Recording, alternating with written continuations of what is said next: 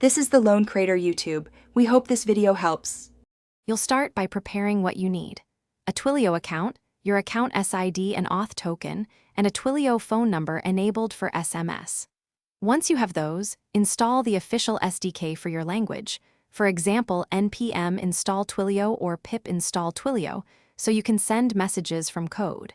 Make sure you store secrets in environment variables rather than hard coding. After that, open your project and import the Twilio client so you're ready to write the first send command. Now implement the send.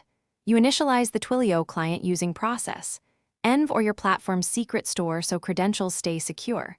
Next, call client, messages, create with 3 essentials, from your Twilio number to recipient number in E164 and body your text.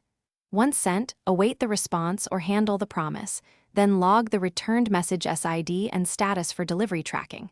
If you need templates, compose strings server-side and avoid sending sensitive data. To finish, run live tests to confirm delivery.